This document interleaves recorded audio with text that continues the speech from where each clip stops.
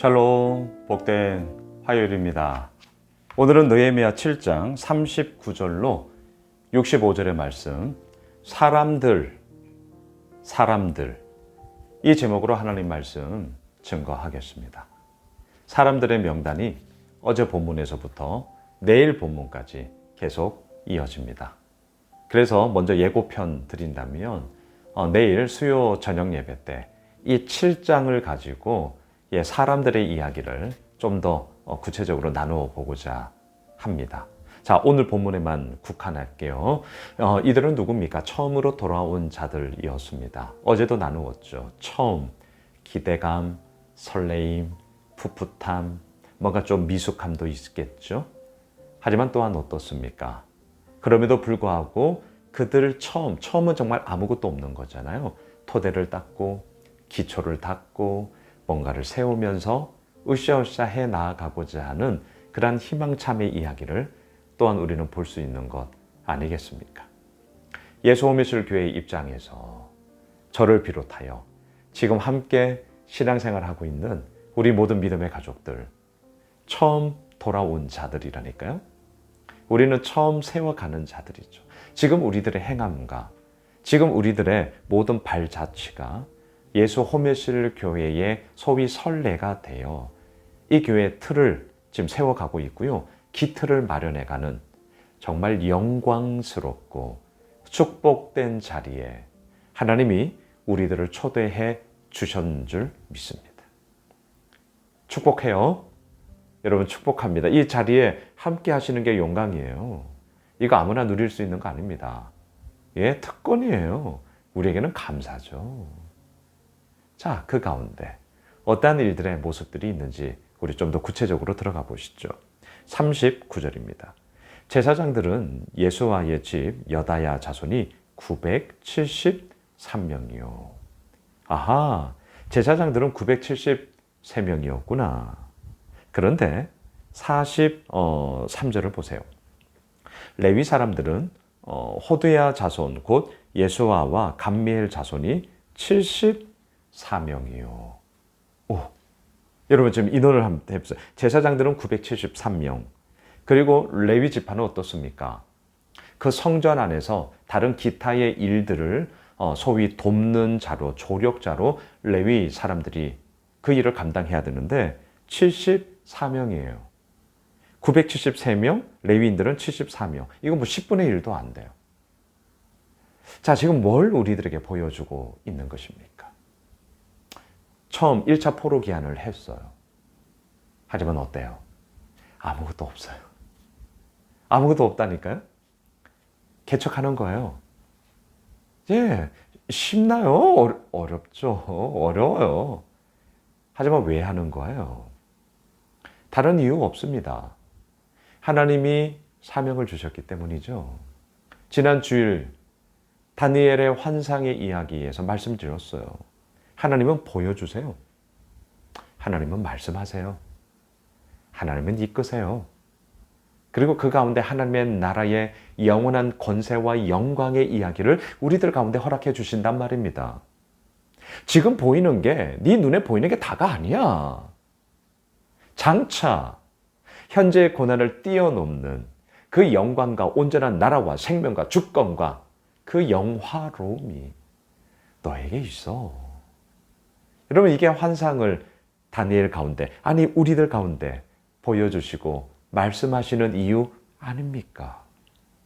바로 그거 붙잡고 지금 우리 가고 있는 거거든요. 예수오미술교에 가고 있는 거거든요. 토대를 닦고 있는 거거든요. 그리고 기대되지 않으세요? 꿈 꺼지지 않습니까? 뭐가요?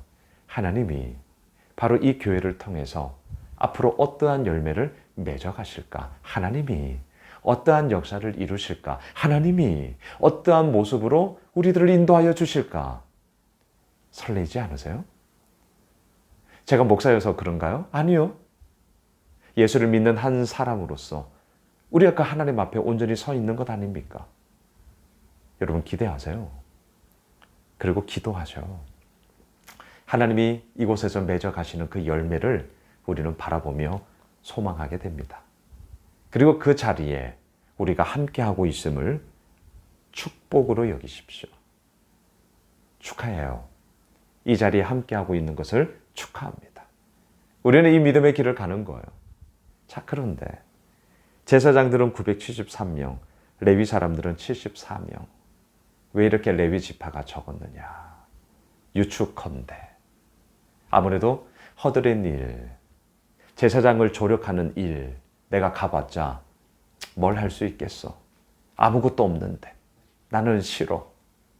이러한 모습들이 1차 포로 기한 가운데, 특별히 레위 지파 가운데 많이 팽배해져 있었고, 레위인들은 그래서 차라리 나는 여기 있을래.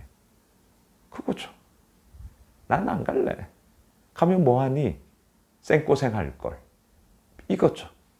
그러니까 그들에게 그 사명의 뜨거움과 그 부르심에 대한 분명함이 사라져버린 거죠. 그러니까 불평불만하는 거죠. 언제나 이런 거예요. 내 입에 불평불만이 가득하십니까? 근본적인 하나님 앞에서의 섬이 필요합니다. 하나님이 나를 왜 세우셨는가? 하나님이 나를 왜 부르셨는가? 하나님이 나를 통해 이루시고자 하는 것이 무엇인가? 하나님과의 관계에서 이 문제를 푸셔야 돼요. 근데 불평불만은 누구를 통해 푸는 거예요? 사람을 통해. 오늘 말씀의 제목들처럼 사람들. 물론 우리가 함께 살아가면서 또한 많은 이런저런 얘기를 하면서 위로도 받고 또 불평불만도 할 수 있어요. 하지만 그렇게만 하면 안 됩니다. 위험해요. 하나님과의 관계에서의 온전한 정립이 이 모든 문제에 해결하는 출발점이란 말입니다. 레위 사람들은 74명이요. 현저히 적어요. 왜? 나는 안 간다. 왜 안 가는 거예요? 그들을 향한 사명, 그들을 향한 본분을 이들은 잊어버렸기 때문이죠. 또한 반대로 46절 보세요. 느디님 사람들은 사 자손과 하수바 자손과 답바 자손과, 그래서 축축축축 이어져요. 느디님 사람들은 누구냐? 원래 이방인입니다. 그런데 이스라엘 공동체 안으로 들어와 소위 동화가 되었어요. 혈통으로는 물론 이방인이죠. 하지만 용납받았어요. 인정받았어요. 그리고 제사장들이 있죠. 레위 지파가 있죠. 이 레위 지파의 또 다른 허드렛 일을 담당하던 자들이 이 느디님 사람들이에요. 근데 이들은 몇 명이나 온 줄 아세요? 60절을 보세요. 모든 느디님 사람과 솔로몬의 신하의 자손이 392명이었더라. 물론 솔로몬의 신하의 자손과 섞여 있어요. 그래서 엄밀하게 구분은 안 됩니다. 그럼에도 392명이에요. 적어도 레위 지파 74명보다는 많겠죠. 뭘 얘기하는 거죠? 레위 지파는 가면 뭐해? 생고생할 것을. 자신의 본분, 자신의 사명을 잊어버렸는가 하면, 반면 느디님 사람은 허드렛 일을 하는 사람들이에요. 가봤자 생고생하는 거 알아요. 하지만 갔어요. 왜? 그들이 이방인임에도 불구하고 이스라엘 공동체 안으로 들어오게 하셨고, 그 가운데서 자신이 할 수 있는 일을 하게 하셨고, 또한 그것을 통하여서 하나님의 이루어 나가심에 동참하고 있다라는 사실에 대한 감사함과 영광스러움이 바로 느디님 사람들 가운데 있었기 때문이죠. 놀랍지 않습니까? 말씀을 정리하겠습니다. 예수오메술교회를 생각 아니할 수가 없습니다. 느헤미야서를 묵상을 하면서 우리 교회 역시 계속해서 재건하며 중수하며 지금 세워 나아가는 과정 가운데 있기 때문입니다. 산발락과 도비아의 이야기도 있습니다. 하지만 이겨나가는 것이죠. 느디님 사람들의 이 헌신과 섬김처럼 우리 예수오미술교회 가운데 이러한 이워과 버금가는, 아니 그 이상의 섬김과 헌신과 눈물과 기도의 이야기가 이 교회 가운데 있습니다. 그것 때문에 가는 거예요. 그것 때문에 가는 거죠. 사랑하는 예수오미술 가족 여러분, 우리의 본분이 어디에 있습니까? 우리의 사명이 무엇입니까? 하나님이 우리에게 보여주시는 환상이 뭡니까? 비전이 뭐예요? 우리 예수 그리스도만이 세상의 유일한 답임을 증거하는 공동체, 우리 교회 비전이죠. 그거 붙잡고 우리 나아갑시다. 재건합시다. 세웁시다. 중수합시다. 그리고 그 가운데서 하나님의 이루어 나아가심을 누립시다.